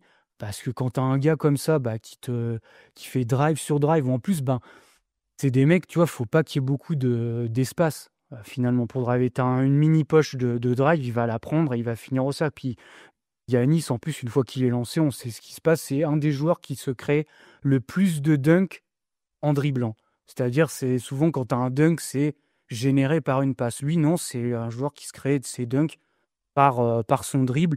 C'est un peu pour ça qu'on dit c'est le Shaq des temps modernes parce que c'était ça en fait. C'est une domination au cercle, mais par le drive et depuis le périmètre. Et je pense que ce qui a permis ça, c'est ce qu'on a dit avant, tout le spacing. Et du coup, forcément, les défenses se sont dit en fait, il faut qu'on réagisse à ça, il faut qu'on crée des contre-moves, tout simplement. Alors justement, quels ont été ces contre-moves là durant ce petit changement? Est-ce qu'il y a eu Est-ce que tu as eu l'impression, alors tu parles beaucoup de Giannis, peut-être dans la conférence Est, qu'il y a eu justement des équipes qui ont tenté des contre-moves un peu précis? Moi, je pense que celui que moi ça me fait penser, c'est à Nick Nurse. Je pense que Nick Nurse, ça a été un des précurseurs de ça, hein. Justement, l'année du titre de Toronto où, il se rencontre en finale de conférence, je crois que Giannis est MVP, hein, il me semble, hein, cette année-là. Ouais. Hem Et du coup, en plus, je crois que Milwaukee c'était la meilleure équipe. Ils avaient, je crois, plus 10 de net rating. Tu sais, c'est un peu les net ratings historiques. Ils avaient un bilan, en tout cas, ils surnageaient la conférence Est. Et donc, ils se rencontrent en finale de conférence. Forcément, Milwaukee part avec l'avantage du terrain et part favori. Et en fait, ce qu'a fait Nick Nurse, c'est. Alors, tu as Ben Taylor, je crois, il a appelé ça les Giannis Rules. En fait, il a Ok. créé un peu comme les Jordan Rules, tu sais, à l'époque, avec les Detroit Pistons, pour faire un peu un parallèle. En fait, le but, c'était de créer un mur. On entend souvent parler de Giannis et le mur. En fait, mais le mur, en fait, simplement, c'est des stunts, hein. En fait, c'est deux joueurs. Tu avais le joueur qui défendait Giannis. C'était soit Kawhi Leonard, ça dépendait des matchs, soit c'était Pascal Siakam. Et tu avais deux joueurs qui venaient dézoner. Donc, si c'était Pascal Siakam, tu avais Danny Green qui venait dézoner. Tu avais Pascal Siakam si c'était Kawhi qui défendait ou l'inverse. Donc, tu avais en fait 3 joueurs limite qui le défendaient. Et en plus, Juste pour qu'on soit, juste comme on est dans un podcast un peu pédagogique, on l'a dit plusieurs fois, est-ce que tu peux dire exactement ce qu'est le stunt pour qu'on comprenne bien? oui, alors en fait, le stunt, c'est simplement quand un joueur défend. Tout à l'heure, on parlait de joueurs qui défendent leur joueur précis. Là, c'est en fait, au lieu de défendre ton joueur, tu vas dézoner, ce qu'on appelle, c'est-à-dire tu ne vas plus défendre ton joueur, tu vas venir à côté du joueur qui défend Yanis. L'autre de l'autre côté va faire pareil. En fait, ça va faire un mur de 3 joueurs. Ce qui fait qu'en fait, au final, il n'aura plus d'espace pour driver. Donc c'est vraiment, tu ne respectes pas. En gros, on peut dire, c'est que tu respectes pas les deux joueurs que tu défends, mais tu préfères resserrer sur la star. Comme ça, il n'aura pas de ligne de drive, puisqu'on sait, c'est comme ça que Yanis, en fait, tout simplement, va créer ses décalages. Le stunt Aussi, étant la défense qui a pour but de réduire l'espace de dribble sur le terrain. Vous êtes entre deux joueurs, vous naviguez entre les deux. Votre premier but, c'est de réduire l'espace au maximum. Et en fait, pourquoi c'est un stunt et pas une prise de deux? Parce qu'à partir du moment où la passe part, votre rôle, c'est de repartir sur le shooter. exactement. Ouais. Pour C'est ça, en fait. C'est pas, comme on a dit, justement, ce genre de défense n'aurait pas été légal dans les années 90 parce que tu fais pas vraiment une prise à deux, même si tu as l'impression, parce que tu avais l'impression que c'était une prise à 3 quand Yanis commençait à driver depuis la raquette. Mais en fait, il suffisait qu'il fasse la passe. Et comme tu dis, les joueurs, leur but, c'était de faire un close-out rapide. Aussi, Nick Nurse, il était pas fou. Pourquoi aussi il faisait ça? Parce qu'il y avait des joueurs, par exemple, il y avait Bledsoe, et notamment, le joueur qui était souvent abandonné, c'était Eric Bledsoe, parce que c'était pas le joueur qui avait le meilleur shoot à 3 points. On en revient, je pense, il est capable, mais tu vois, par exemple, je pense que tu reviens 4-5 années en arrière, et tu aurais peut-être eu la même match-up avec un autre coach, ou en tout cas peut-être même Nick Nurse, je ne sais pas, tu vois, peut-être qu'il n'avait pas encore ces idées-là, ou on n'avait pas encore, on n'avait pas encore réagi en tout cas à ces défenses-là. Peut-être qu'en fait on n'aurait pas dézonné, on aurait respecté Eric Bledsoe, puis Yanis tout simplement il aurait eu un contre 1. Donc là, tu vois, c'est vraiment les premiers ajustements. Non, on préfère dézoner. Yanis n'aura pas sa ligne de drive et on préfère laisser un shoot ouvert à des shooters qui sont moins forts. D'autant qu'on est sur des réflexions qui sont assez propres à la NBA d'ailleurs, qui se basent beaucoup sur les volumes. Parce que la NBA a une particularité, c'est qu'une saison c'est 82 matchs et que les séries de playoffs c'est sur 7 matchs. Donc en fait, tu fais beaucoup de paris en fonction du volume. Parce que le problème quand tu respectes pas un joueur, c'est que se passe-t-il si un soir il prend un coup de chaud? Et comme dans la NBA c'est du volume, au pire c'est pas grave, tu perdras ce match-là, mais tu te dis que sur le long cours, tu seras gagnant. À l'inverse de l'Europe, par exemple, si tu es dans des situations, je passe d'un Eurobasket ou de Jeux Olympiques, où tu peux plus difficilement faire ces choix-là, parce que le problème, c'est que si ton Eric Bledsoe, qui tourne à 30%, mais qui en fait va faire certains matchs à 1/6 et d'autres matchs à 4/6, et là, c'est plus problématique. Donc, tu peux le faire d'autant plus en NBA que tu es dans ces circuits-là. Donc, effectivement, premier élément qu'on voit un peu, c'est l'arrivée des Yanis Rules avec ce qu'on appelle le mur, le fameux mur, pour défendre l'attaquant principal. Est-ce que tu en vois d'autres dans cette période-là d'éléments qui ont permis de commencer à faire bouger les choses? D'ailleurs, il y a une petite anecdote sympa que je peux raconter rapidement justement de Nick Nurse qui en parle, un peu pour faire un parallèle avec ce que tu dis. Mais en fait, à savoir, Nick Nurse, lui, il entraînait en Europe avant. Et il a notamment entraîné énormément en Angleterre, Exactement. dans la BBL. En fait, il entraînait une équipe qui s'appelait les Birmingham Bullets, qui était une équipe qui était vraiment pas bonne à l'époque où il coachait. En fait, il y avait une équipe qui s'appelait les London Towers qui gagnait tout, tous les championnats, toutes les coupes, etc. qu'il y avait. Nick Nurse, il avait 27 ans, je crois. C'était dans les années 90, donc vraiment un très jeune coach. Et lui, son but, effectivement, il est arrivé, il avait faim, comme il dit dans l'interview. Lui, il voulait les battre. Donc, en fait, ce qu'il faisait, Birmingham, c'est dans Londres. Donc, en fait, il prenait un bus, il allait voir tous les matchs des London Towers, de cette fameuse équipe, pour voir comment ils jouaient. En fait, il explique qu'il y avait 2 joueurs qui créaient du jeu. Seulement 2 joueurs, et les autres, en fait, c'était le spacing un peu pour un peu résumer tout ça. C'est en gros, tu avais 2 créateurs de jeu, et les autres joueurs faisaient le spacing. Et lui, en fait, il a mis en place une défense qu'il a appelée ZMT. En fait, ça veut dire Zone, Man, Trap. En fait, pourquoi? Parce que tu avais 2 joueurs qui faisaient du homme à homme, donc t'avais 2 joueurs qui collaient les 2 créateurs là, des London Towers, et les 3 autres qui faisaient de la zone. Et si tu avais par malheur un créateur des London Towers qui recevait la balle, tu as un deuxième joueur qui venait trapper. En fait, le but de ça, c'est on veut pas se faire battre par les créateurs, on veut se faire battre par les autres. Donc, tu vois, c'est ce que tu disais. Et d'ailleurs, il dit un truc très intéressant. Je pense qu'il va faire.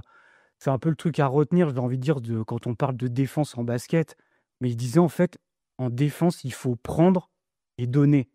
C'est-à-dire que tu dois prendre quelque chose, mais tu peux pas tout prendre. Si tu veux prendre quelque chose à l'adversaire, tu vas être obligé de lui donner quelque chose.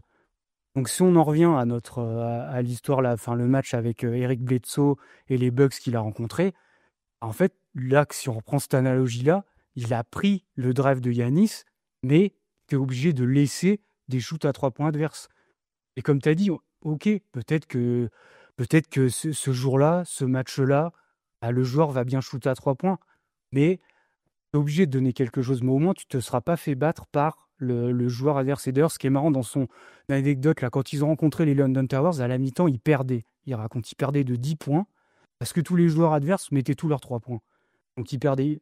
Nick Nurse, il a voulu abandonner la stratégie à la mi-temps. Il y a des joueurs, non, c'est bon, on arrête tout, ça marche pas. Et c'est les joueurs eux-mêmes qui ont dit, non, non, coach, on continue parce qu'on sent que les role-players, à un moment donné, ils vont plus mettre leurs points. Et ce qui s'est passé, c'est qu'en deuxième mi-temps, c'est ce qui s'est passé. Et finalement, ils remportent le match, je crois, de 4 ou 5 points. Mais tu vois, je pense que la défense, en fait, c'est ça. C'est tu vas faire un pari, en quelque sorte. C'est tu vas enlever ce que tu estimes le plus rentable à l'adversaire, mais tu vas être obligé de donner quelque chose. Et peut-être que ce quelque chose peut te faire perdre. C'est un peu le jeu de variance que des fois, on le voit, une équipe shoot à 40% ou 45% sur un match, mais c'est un peu une anomalie. Autre équipe qu'on voit durant cette période bien maximiser pour le coup ses qualités et avoir des super résultats alors qu'elle n'a pas forcément le roster qui correspond, c'est Miami. Et Miami est une équipe qui commence à réintroduire un principe qui était très fort l'année dernière dans beaucoup d'équipes NBA, c'est la zone pour le coup qui commence à revenir. Ouais, c'est vrai que Miami, en plus, c'est vrai que je pense que c'est un des premiers qui fait ça, Eric Spoelstra. Franchement, j'en vois pas d'autres parce qu'après, tu as beaucoup d'équipes qui vont le faire, mais j'ai un peu l'impression que lui, c'est un peu une inspiration. Enfin, de toute façon, je pense qu'on va citer beaucoup Nick Nurse, Spoelstra, Steve Kerr. Moi, c'est un peu les 3 coachs, je trouve, qui ont un peu révolutionné, en tout cas, la défense. Budenholzer, peut-être aussi en quatrième, Oui. comme à quelques Ouais, points. c'est vrai. Ouais. C'est vrai. C'est vrai. Mais ouais, Spoelstra, mais en plus, ce qui est intéressant, je trouve, dans sa zone, c'est que, tu sais, on n'est pas sur une zone. Des fois, on a un peu l'image de la zone statique. Avec des défenses comme ça en NCAA ou même, je pense, en Europe. Alors, j'ai un peu moins de connaissances pour l'Europe, mais on est sur une zone très malléable, en fait, avec Spoelstra, où tu as l'impression que c'est une 2-3, mais elle peut vite se transformer en 1-3-3 ou 1-3-1. Et ce que lui, en fait, il faisait pas mal, c'est souvent, il mettait 2 très bons défenseurs au top de la zone, là. Donc, il mettait souvent Buckler ou Crowder ou un joueur comme ça, vraiment fort en défense. Il mettait Bam Adebayo qui était au milieu pour faire le protecteur de cercle. Et en fait, souvent, tu avais Duncan Robinson et Tyler Herro, tu vois, les joueurs les moins forts qui étaient sur les côtés. Je pense que son but aussi, c'est de protéger un peu ces joueurs qui étaient les moins forts parce que tu avais aussi besoin d'eux pour créer du jeu en face. Parce que c'est vrai que Miami, je trouve, il y a un parallèle à faire un peu en attaque. C'est ça, à cette époque-là, ça jouait pas mal comme les Warriors. Donc, ils avaient besoin de ces shooters-là. Donc, je pense qu'aussi, il y a un peu le jeu un peu des vases communicants, tu vois, où nous, on a notre système de jeu en attaque, mais pour qu'il marche, il faut qu'aussi on soit bon en défense. Et pour être bon en défense, on a besoin peut-être de protéger aussi nos joueurs moins forts. Donc, je pense que Spoelstra aussi, c'est pas mal appuyé là-dessus à cause de ça. Et donc on voit arriver des défenses. Donc, si je te suis, sur 2015-2019, on est sur des défenses qui sont beaucoup basées sur des qualités d'homme à homme, parce qu'on a peu de principes d'aide.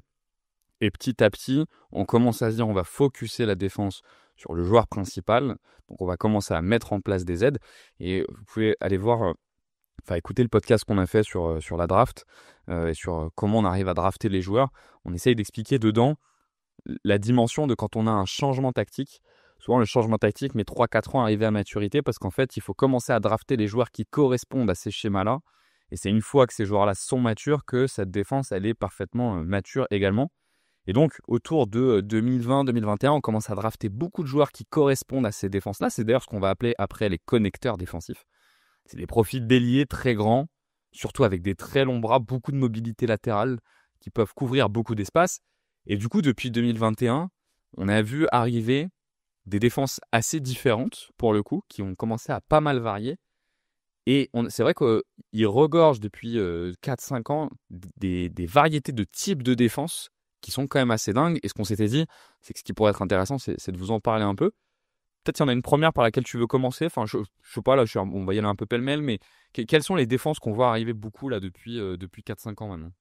3-4 ans, 4-5 ans, peut-être un peu beaucoup. Peut-être la toute première, et t'en as un peu parlé, je pense que c'est, effectivement, j'avais oublié Budenholzer, mais je pense que c'est un peu cette défense-là. Moi, j'ai le souvenir, la gap defense, en fait, ce qu'on appelle, ou simplement, c'est ce qu'on expliquait tout à l'heure, c'est les stunts, on vient dézoner, on vient former comme un mur, ou je sais pas, enfin, tu resserres, en fait, au lieu d'être sur ton joueur, sur l'aile à 3 points, en fait, t'es plus sur le coin de la raquette, tout simplement. Donc, tu viens un peu former un espèce de faux mur. Alors, tout à l'heure, on en parlait pour Nick Nurse et Et Yanis, c'est moins exagéré quand même. Je veux dire, la gap defense, c'est pas autant. Vraiment, quand tu regardes les matchs là, de Toronto et Milwaukee, t'as l'impression qu'ils sont côte à côte, les joueurs. Là, on est quand même un poil plus espacé, on va dire. C'est vraiment, on vient, on dézone sur le coin de la raquette, puis on essaie de reprendre vie, on fait l'essuie-glace en fait, puis on reprend notre joueur à 3 points. Peut-être Ça, pour on l'a vu expliquer, pas mal. qu'on puisse bien la comprendre, souvent ce qu'on voyait avec les Bucks, c'était Brook Lopez qui était dans la raquette sur de la défense de drop. Et quand un joueur arrivait à pénétrer, Giannis venait faire une seconde aide, j'aime bien appeler ça le second rideau, la défense de second rideau, pour justement venir dissuader. Mais cette défense-là, elle avait pour moi 2 particularités. La première, c'est que c'était vraiment une défense qui était dans l'hyper-concentration de fermer la raquette. Et ça, pour le coup, ça a eu une influence énorme. Cette idée qu'on ferme complètement la raquette, parce qu'on a compris que les tirs les plus rentables, c'est les tirs dans la raquette, c'est pas les tirs à 3 points. Donc on ferme complètement. Deuxième élément, peut-être qui vient limiter un petit peu sa diffusion, c'est que je crois qu'elle était quand même très dépendante d'un joueur, qui est un joueur assez unique, qui est Giannis. Par le fait qu'il soit très grand, très long, très rapide, il pouvait faire ce travail d'essuie-glace, comme tu le décris. Il y en a un autre aujourd'hui qui peut assez bien le faire, c'est Victor, qui le fait pas si mal. Mais il faut quand même des profils très très particuliers. Jonathan Isaac aussi est un joueur qui a peut-être été drafté dans cette perspective-là, mais tu vois, tu peux pas en avoir un par équipe. Ils sont quand même assez rares, quoi. Ouais, et je rajouterais même qu'il est dans un rôle plus de périmètre, mais Jrue Holiday, qui Ouais. faisait énormément ça depuis le périmètre, qui venait fermer. En fait, il venait fermer le gap, en fait. Il venait fermer le gap pour, en fait, éviter tout drive. Donc, Un gap, c'est en fait, un t'avais espace, pour qu'on comprenne. C'est un ouais, espace. c'est ça. En fait, t'avais même Yanis qui venait souvent et t'avais un autre joueur de périmètre. T'avais un peu ce double verrou, j'ai envie de dire. T'avais un peu ce double verrou dans la raquette pour vraiment dire on veut pas que vous drivez. On préfère encaisser un tir à 3 points. Je crois que d'ailleurs, si on regarde, j'ai pas regardé les stats, mais il me semble que c'est une des équipes qui encaissait le plus de tirs à 3 points, Milwaukee. Et c'est vrai que je m'en rappelle, on voyait beaucoup de contenu, d'articles, etc. On se disait, ben, c'est bizarre. On était en train de dire, il y a eu la révolution du 3 points, mais en fait, la meilleure équipe, parce qu'à ce moment-là, Milwaukee était une des meilleures équipes de NBA, c'est l'équipe qui en encaisse le plus, tu vois. Donc c'est vrai que tout le monde était un peu estomaqué en se disant, c'est bizarre, c'est un peu contre-intuitif. On vient de nous dire, il y a la révolution du 3 points parce que c'est le tir rentable. Tu sais, on voyait souvent ça dans les médias, c'est le tir plus rentable, mais en fait, une des meilleures équipes de NBA, c'est le tir qu'elle accepte d'encaisser. Et parce qu'en fait, comme tu l'as très bien dit, on préfère le tir le plus rentable, ça va rester le tir dans la raquette, le tir près du cercle, le lancer franc. Et d'ailleurs, souvent, le lancer franc et le tir en drive et dans la raquette, ils sont liés. Généralement, tu encaisses très peu de lancers francs quand tu encaisses un tir à 3 points. Donc, les 2 tirs les plus rentables du basket, finalement, tu peux les annihiler si tu verrouilles la raquette. Donc, tu avais vraiment ce truc-là avec les Bucks où il y avait cette exagération et puis tu avais le personnel pour. Il y avait, comme tu as dit, il y avait Yanis déjà dans ce rôle-là. Puis je pense que Jrue Holiday, il a été recruté pour ça. Quand il y a eu le trade, je pense que c'est pas pour rien. C'est parce qu'en fait, il y avait toute cette philosophie-là de on veut fermer la peinture. En plus, là où Milwaukee quand même était fort, c'est qu'ils arrivaient quand même à faire prendre le tir au joueur le moins fort à 3 points. Tu vois, il y avait quand même cette intelligence où on va faire des close-out plus agressifs quand même sur les bons joueurs. On va peut-être un peu moins dézoner. Tu vois, par exemple, si tu as Klay Thompson, tu vas peut-être dézoner, mais tu vas peut-être moins le faire. Alors que si tu as un joueur qui est à 35%, là, tu vas dire non, je vais plus exagérer mon dézonage. Et puis en plus, tu avais tellement un personnel qui était élite dans la défense de périmètre et dans les close-out que du coup, tu pouvais te permettre à dire lui, je vais faire un close-out plus agressif, puis à d'autres, non, je vais faire un close-out moins agressif. Et ça, pour le coup, c'est vrai que ça a eu un énorme essor. Enfin, c'est la première équipe qui s'est dit, allez, on va arrêter de surdéfendre le 3 points, bloquer complètement la raquette. Effectivement, c'est les Bucks. Et j'ai l'impression que, tu vois, en fait, c'est ce truc-là qui a été central dans la philosophie défensive, on va dire des 6 dernières années. Et après, il y a eu plusieurs types de défense pour faire ça qui sont développés. Tu as dit la gap defense. Est-ce que t'en vois d'autres? Tu as beaucoup parlé de Kerr et Spoelstra. Tu as dit que les deux étaient, pour toi, deux coachs qui sont toujours assez créatifs et qui apportent des choses. Est-ce qu'il y a eu des choses de leur côté? Steve Kerr, ouais, clairement, je dirais, lui, ça s'est fait. On en voyait quand même déjà, je pense, vers 2020, mais vraiment, moi, l'année que je retiens, c'est l'année où les Warriors ils vont en finale NBA. Donc, c'était en 2022, la saison 2021-2022. Où c'est vrai, quand tu regardes un peu les matchs, en fait, tu sais pas quelle défense c'est. C'est ça qui est extraordinaire. tu sais pas si c'est du homme à homme ou si c'est de la défense de zone. C'est en fait, tu es entre les deux. Vraiment, c'est ce qu'on appelle, je crois, c'était Zach Lowe qui avait appelé ça la défense hybride. Parce qu'en fait, tu es vraiment t'es entre les deux parce que tu as des joueurs qui vont dézoner. Bien souvent, eux, ce qu'ils aimaient faire, c'est quand tu avais un joueur qui avait le ballon, par exemple sur le côté gauche du terrain, et ben, le côté faible, donc le côté droit, et ben, ils respectaient pas leur joueur qui était à 3 points. Eux, ils venaient vraiment se resserrer dans la raquette. Donc en fait, tu avais vraiment l'impression, quand tu fais pause, que tu regardes le match, tu fais pause, tu as limite l'impression de voir une défense en zone 2-3 en fait.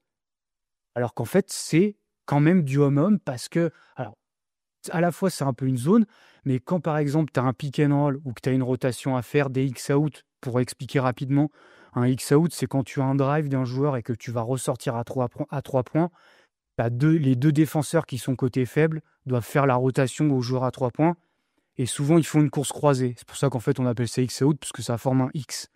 Et ces trucs-là, normalement, tu les fais pas en défense de zone, parce que tu défends vraiment une zone, et ça marche pas comme ça, en fait. Tu fais pas de X-out, sauf que là, dans le cas des Warriors, bah, eux, tu avais ces rotations-là qui étaient faites. Donc, en fait, tu étais vraiment dans ce truc de...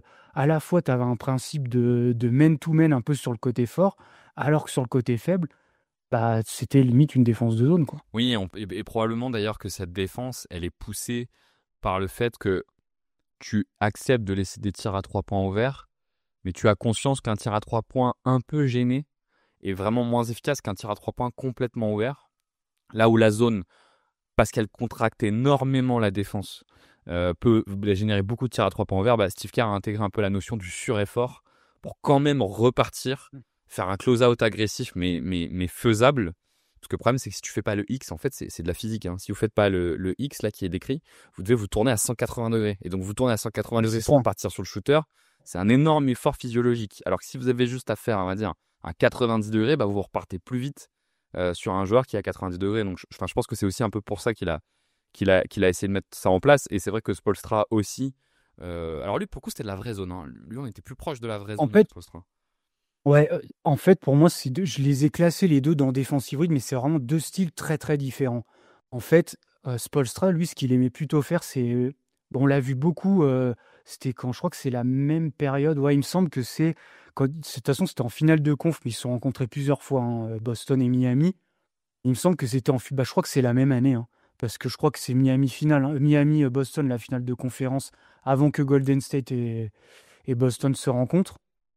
Et en fait, ce que faisait énormément Miami pour gêner Boston, c'est, allez, les 4-5 premières secondes de la possession, c'était une défense de zone. Une fois que tu avais peut-être un drive qui était débloqué, bah, tu repassais en man. En fait, lui, c'était plus ce mix-là. C'était plus, tu faisais de la vraie zone, comme tu dis. Mais en fait, au bout de 4, 5, 6 secondes, si tu vois que la possession est un peu déraillée, qu'en fait, tu as gêné le tir que tu voulais, bah, finalement, tu repasses en man.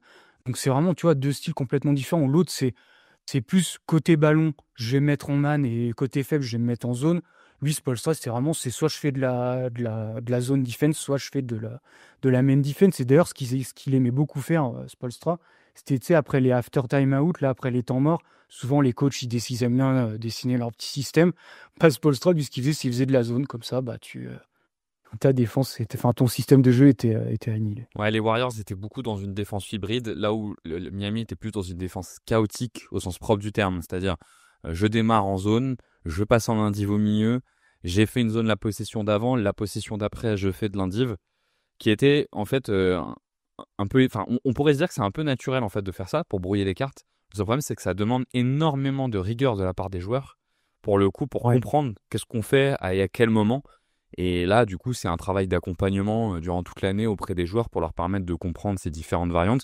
Mais pour le coup, ça avait marché pour brouiller les cartes. Et clairement, Miami fait ses 2-3 gros runs de playoff, là, enfin ses 3 gros runs de playoff, clairement sur cet aspect-là. Eux deux sont ceux qui ont développé les premiers des choses qui sont sortis un peu du spectre des principes de Budenholzer, mais en faisant des choses différentes. Qu'est-ce qu'on a eu d'autre après ? Moi, on peut parler allez, il y a Jason Kidd, moi, je trouve qu'il passe un peu sous les radars, hein, mine de rien, en termes de défense.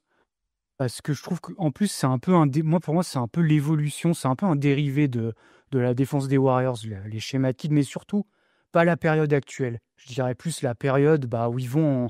Il me semble qu'en plus c'est la même année. Hein, c'est tout. En fait, il y a vraiment eu une grosse révolution défensive. Je m'en rends compte en 2021-22 parce que c'est exactement la même année. Tu sais, c'est l'année où les Suns vont en play-off, vont loin en play-off. Ils se rencontrent en demi-finale de conférence.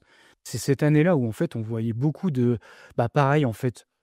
Pour dire, c'est un peu les mêmes schémas que Golden State, Dallas. Eux, ce qu'ils aimaient bien faire, c'est surcharger le côté fort. Donc en fait, c'est le côté ballon. Voilà, juste pour Eux, bien, c'était bien que les gens comprennent, hein, côté fort, c'est côté ballon, côté faible, c'est ballon. côté opposé au ballon. Donc souvent, ce qu'on appelle le côté fort, c'est souvent l'endroit où se passe le jeu en fait. C'est pour ça qu'on dit que c'est le côté fort. Le côté faible, c'est l'endroit où le jeu pourrait éventuellement aller, mais en tout cas, on aura du temps pour y aller, quoi. C'est ça, ouais, exact. En fait, pour expliquer rapidement plus que pour complémenter ce que tu dis, c'est exactement ça. Parce qu'en fait, pourquoi les défenses aussi dézonent côté faible? Parce qu'ils font le pari, parce que la skip passe, en fait, donc c'est une passe que tu vas faire de là où tu es au côté faible opposé, elle va mettre du temps à arriver. Donc c'est pour ça que tu te permets en fait de dézoner, de dire j'aurai le temps de faire un close-out, vu que le temps que la balle arrive d'un côté à un autre du terrain. Bon voilà, c'est pour ça qu'en fait je pense qu'on en revient au côté d'avant. Les équipes se sont sûrement dit on a trop surréagi à ça, alors qu'en fait, on a le temps en fait. On a le temps, si jamais cette passe elle arrive, c'est pas très grave. On aura le temps de faire un close-out. Et pour en revenir à Dallas, eux, ce qu'ils aimaient bien faire, eux, c'était même encore plus dans l'exagération, dans le sens où, au lieu, par exemple, d'avoir deux joueurs comme on a habituellement côté faible, tu sais, normalement, tu as un shooter à 3 points sur l'aile, un shooter dans le corner, puis deux défenseurs qui les gardent. Les Warriors, comme on a dit, ce qu'ils aimaient faire, c'était un peu dézoner dans la raquette. Lui, Kidd, ce qu'il aimait bien faire, c'est carrément un joueur, un de ceux-là. Il vient carrément côté ballon, donc il se met, au lieu d'être du côté gauche, par exemple, de la raquette, où normalement il y a son joueur, il va aller carrément côté droit. Donc il va vraiment faire un très très gros dézonage. Il va se mettre côté là et en fait c'est un peu pareil, c'est pour dissuader le drive, c'est ça permet en fait à la défense de créer quelque chose de compact et que si tu rencontres par exemple un joueur qui est fort sur drive, tu vas complètement le dissuader de driver. Donc c'est vraiment pour empêcher. C'est notamment, je trouve, Kid qui a intégré, par rapport à ce que tu dis, qui a intégré la notion d'accepter que côté faible, on ait des vraies situations de 2 défenseurs pour 3 attaquants, ou plus souvent de 1 défenseur pour 2 attaquants. Et une fois de plus, c'est d'ailleurs pour ça qu'il est allé chercher ces profils très longs, très grands. Ouais. Je pense que le bon exemple, c'est Dorian Finney-Smith qui était pas mal là-dedans. Ouais, je vais aller en parler. Voilà. Exactement. Et qui permet de faire ça. Et ça, pour le coup, ça a été repris par pas mal d'autres équipes derrière. Ouais, mais en plus, c'est ce que j'allais dire. En fait, c'est une question aussi de personnel. Pour moi, je retiens 2 noms, comme tu as dit, DFS et Maxi Kleber, qui étaient vraiment ultra importants dans ces schémas-là. Parce que lui, en fait, on va dire, c'était un peu, c'est peut-être un peu exagéré ce que je vais dire, mais il avait un peu le rôle de Draymond Green, mais forcément en moins fort, mais il avait un peu ce rôle-là, en fait, à la fois, il va être capable de switcher, à la fois, il va être capable de faire du stunt. Il était souvent utilisé dans le rôle de Loman. En fait, il avait un peu ce rôle hybride dans la défense. On lui demandait un peu de faire différentes couvertures, ou en tout cas d'avoir plusieurs métiers ou plusieurs rôles dans cette défense-là. Et lui, il était essentiel. Ces 2 joueurs-là étaient essentiels. Et Finney-Smith était d'ailleurs souvent le joueur qui était amené côté fort. Et tu le voyais d'ailleurs souvent faire l'essuie-glace, 2 pas en arrière, 2 pas en avant, où en fait, selon en fait où la balle allait, c'était lui qui faisait ce travail-là. Mais aussi, pourquoi les Mavs ont énormément fait ça? Je pense que c'est aussi pour protéger Doncic, tout simplement. Parce que il y a un moment, on le sait, Lucas se faisait des fois souvent attaquer sur switch. Donc je pense que pour éviter ça, Kidd a fait ces schémas-là pour un peu dissuader. Si tu arrives à avoir un switch sur Doncic, ce ne sera pas un contrat en fait. En réalité, que tu auras. Ok, peut-être que tu vas le battre, mais en fait, tu auras Dorian Finney-Smith derrière. Tu auras peut-être Maxi Kleber qui va venir faire un stunt à côté. Donc en fait, tu n'auras plus du tout de place pour driver. Donc c'est un peu ça. Et d'ailleurs, c'est un peu comme ça que Phoenix aussi s'est cassé les dents et que ils ont perdu en finale de conférence. Et ça, c'est une période de la Ligue, je trouve, tu vois, autour de 2020, 2022, 2023. On a des défenses qui sont quand même vraiment dans une idée de maximiser la défense, mais qui ne sont pas hyper agressives pour autant. Tu montes d'un cran en agressivité, mais ce n'est pas encore des défenses qui sont vraiment dans générer des pertes de balles, générer du chaos, générer de la contre-attaque. Et moi, j'ai l'impression, je pense qu'on va vite, doucement en tout cas, aller vers ça, que je trouve que c'est la grosse tendance, tu vois, des 2 dernières années, c'est justement l'arrivée de ces défenses hyper agressives qui font beaucoup perdre de ballons. Pour moi, il y en a, tu vois, il y a il y a 3 équipes, il y a 3 mouvements qui sont importants là-dedans. Ça démarre un peu, et je vais te laisser l'expliquer sur ce qu'on appelle la next defense. Et après, ça se renforce beaucoup avec les équipes qui vont beaucoup de switcher pour être très très agressives. Et après, le dernier cas, c'est OKC, mais on viendra après. Est-ce que tu peux parler un peu de la next defense? Le principe de la next defense, il est un peu bête, mais il naît quand même de ça, hein, pour le coup. Ouais, bah en fait, c'est simplement, bah, comme on l'a dit sur les couverts, c'est une défense de pick and roll, hein, déjà, pour remettre dans le contexte. Donc, c'est vraiment quand un big vient poser un écran pour son porteur de balle, bah, au lieu de faire du drop, comme on a dit, normalement, bah, on a le big derrière qui se met un peu plus bas. Bah, en fait, au lieu de ça, on a le défenseur qui est à côté du big, donc qui a un défenseur de périmètre, bah, il va venir switcher sur le porteur de balle. En fait, bah, tout simplement, ça permet 2 choses. Déjà, ça évite au ball handler finalement il met 0 pied dans la raquette, puisque tu as directement un switch. Et ça permet aussi de garder, en fait, de protéger ton big man, tout simplement. Par exemple, si tu as un big man comme Yanis, que tu as envie de garder bas, ou Robert Williams, on en parlera après, qui était beaucoup utilisé dans le rôle de roamer, donc ce rôle de je vais plutôt venir protéger les cercles, donc tu as envie de les garder bas sur le terrain, bah, ce genre de schéma défensif, en fait, peut te le permettre. Ouais, ça te permet aussi de faire en sorte que le défenseur du porteur de balle ait beaucoup de liberté et puisse prendre beaucoup de risques pour agresser le porteur de balle. Et en fait, tu décides souvent de laisser souvent c'est un défenseur à 45, hein, qui fait la next defense. Parce que le tir à 45, c'est pas le tir le plus rentable, c'est pas le tir dans le corner non plus. Alors parfois, tu as un gros shooter, mais si tu as un shooter un peu moyen, bah tu dis, allez, le défenseur du porteur de balle très agressif, le défenseur à 45, il viendra aider si jamais il veut commencer à rentrer sous le panier.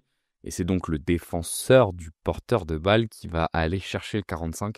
C'est pour ça qu'on appelle ça de la next defense. Euh, autre type de défense qu'on voit arriver très agressif, c'est les défenses. Quand on a préparé, tu me parlais notamment un peu côté Nick Nurse, mais c'est ces défenses de full switch, mais avec des ailiers très longs, très défensifs. Qu'est-ce qu'il a réinventé un peu Nick Nurse là sur ces défenses-là? En plus, tu vois, on parlait de création de turnover. J'ai un peu l'impression que c'est lui, hein, qui a amené ça avec Toronto. Mais tu vois, ce qui est marrant, c'est que c'est pas le Toronto du début quand il a commencé à coacher. C'est vraiment arrivé après. C'est pas le Toronto de 2019-2020 ou 2020-21, où on va dire peut-être 2020-21, ça a commencé tout juste. C'est vraiment après, oui, bah, où d'ailleurs c'était un peu une caricature en attaque parce que bah, il jouait qu'avec, en fait, c'était le but, hein, c'était on joue qu'avec des ailiers très longs parce qu'on veut faire du switch all. Donc du coup, c'était souvent bah, avec les Scotty Barnes, Pascal Siakam, euh, et puis OG Anunoby, voilà, tous ces joueurs pris sous cette Chua aussi qu'il y avait à cette époque-là. Donc vraiment que des ailiers un peu de ce type-là. Mais ce qui est intéressant dans ces schémas-là, c'est que tu vois, tout à l'heure on parlait de switch all. Là aussi, c'est du switch all, mais par contre, c'est pas du tout le même type de switch all. Parce que là, c'est pas du switch all, on va rester chacun sur nos joueurs. C'est vraiment du switch all, mais en fait, c'est du dézonage de partout. Quand tu regardes un peu les matchs, c'est la raquette, bah, t'as souvent les 5 ailiers de 6ix9ine qui sont contractés un peu, qui sont tous autour de la raquette, et en plus qui tendent leurs bras bien souvent, parce que Nick Nurse adorait ça, de faire dire à ses joueurs, un peu comme une zone, en fait, tu tends les bras, en fait, bah, t'as vraiment plus du tout d'espace pour driver. Et c'est là aussi, je pense que c'est les premiers un peu, bah, je crois que d'ailleurs, depuis, je sais plus si c'est 2021-22 ou 22-23, mais si tu regardes à partir de cette période-là, Toronto, je crois, ils sont toujours dans le top 5 en création de turnover. Et je trouve que c'est un peu Nick Nurse qui a le premier un peu à avoir amené ça. Et je pense que c'est pas un hasard, parce que comme je l'ai dit rapidement, c'était une équipe qui était pas bonne en attaque, qui n'arrivait pas à créer de jeu offensif. Donc, c'est quoi le meilleur moyen de créer des points si t'es pas très bon en création de jeu? Bah, c'est d'avoir plus de possession que l'adversaire. Et Et c'est générer un des peu ce points. que faisait beaucoup Nick Nurse. Ouais. Ouais, parce Donc, que je pense que dans le prolongement de ces principes-là de jeu, je trouve que OKC a en plus rajouté un petit truc derrière, c'est l'hyper-agressivité sur le porteur de balle, qui pour moi est un peu le ouais. prolongement de cette défense-là, et qu'on voit beaucoup arriver une fois de plus, là, comme je disais, depuis 1 ou 2 ans, où on voit aussi beaucoup les Wolves être comme ça. On a vu beaucoup les Wolves être comme ça contre Denver quand ils battent Denver il y a un an, et on l'a revu OKC le faire l'année dernière.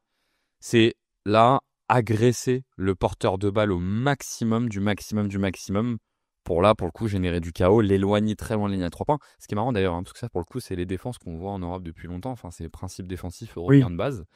Mais pour le coup, on le voit beaucoup se développer. ouais, complètement. Bah, en plus, c'était Scotty Barnes, je m'en rappelle, qui défendait le porteur de balle. Donc, c'était ça, en fait. T'avais un mec qui était très, très long, qui gênait un peu le porteur de balle. Puis tu avais rapidement un autre ailier qui venait faire un stunt. Et vraiment, le but, c'était de gratter le ballon, enfin de créer des turnovers le maximum possible. Et puis des rebonds offensifs. Alors, c'est un peu moins le sujet de notre jour, parce que c'est pas de la défense, mais tu vois, c'est un peu lié parce que en fait, c'est vraiment, on veut créer des possessions en plus parce que, comme je l'ai dit, on n'est pas bon pour créer en fait, des paniers sur notre première possession, donc on est obligé de s'en créer des supplémentaires. Et aussi un autre truc pour les turnovers, c'est la transition, c'est un des moyens de se créer des tirs les plus faciles. Parce que souvent, tu regardes les offensive ratings moyens en transition, je crois que c'est à peu près 115 points par 100 possessions, alors que sur demi-terrain, ça doit descendre à 105. Donc, tu as vraiment une plus-value énorme, en fait, à te créer des transitions. Donc si on fait le récap, en gros, on est sur l'arrivée de la défense des espaces. Donc on l'a vu beaucoup avec Budenholzer, Steve Kerr, Eric Spoelstra. On commence à contracter les espaces. Jason Kidd aussi qui apporte des choses. Et puis après, le next step qu'on voit depuis quelques temps, c'est l'arrivée des agressions de porteurs de balles, pour le coup, pour générer des pertes de balles.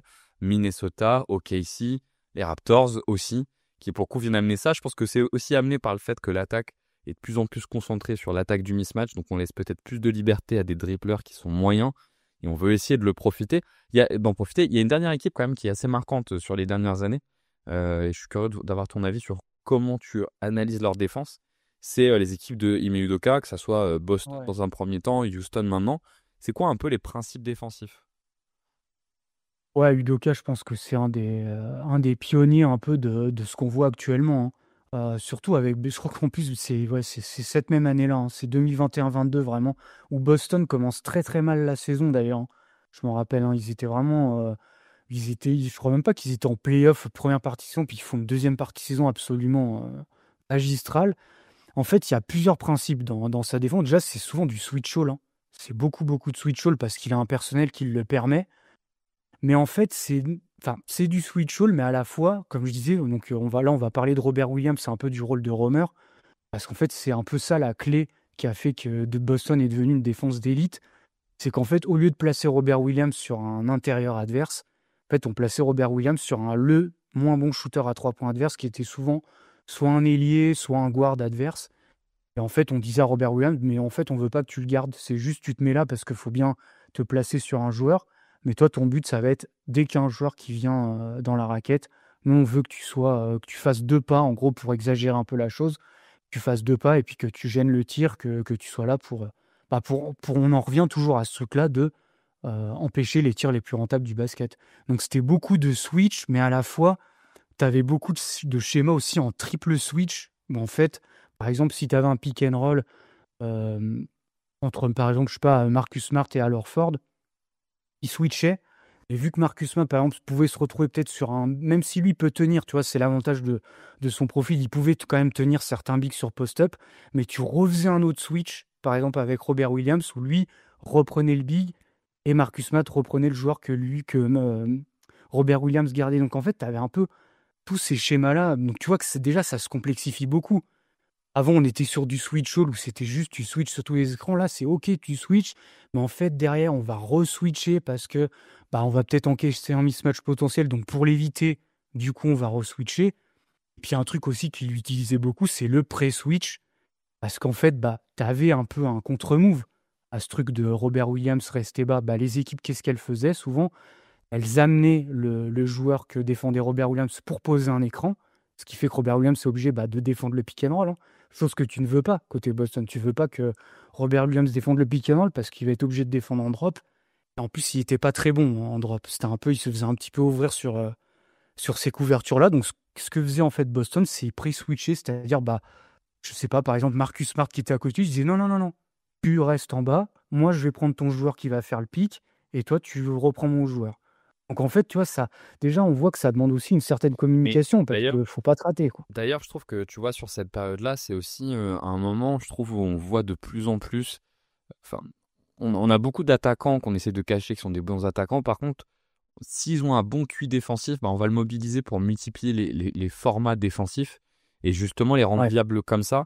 Et je trouve ça s'est un peu élargi aussi sur les purs défenseurs, où maintenant les purs défenseurs qui n'ont pas des bons QI défensifs, tu as l'impression qu'ils sont assez simples finalement à contrer. Et du coup, c'est aussi la montée en valeur de la compétence du QI défensif et peut-être la baisse relative de la compétence de juste tenir son homme, comme je sais pas moi par exemple sur la période d'avant, André Robertson le faisait très bien, tu vois. Cette compétence perd un petit peu en valeur, j'ai l'impression. Ouais, bon, en plus, c'est marrant, je me l'étais noté au début, on l'a pas évoqué, c'est vrai, sur les défenses d'avant, mais avant, c'est vrai que tu avais énormément de ce qu'on appelle les stoppers défensifs. Comme tu disais, les Thabo Sefolosha, les Sean Marion, où vraiment, c'était leur mission, c'était, bah, on te met sur LeBron James, on te met sur Dwayne Wade, etc. On te met vraiment sur les plus forts joueurs adverses, et ta mission, ça va être de le défendre en 1 contre 1.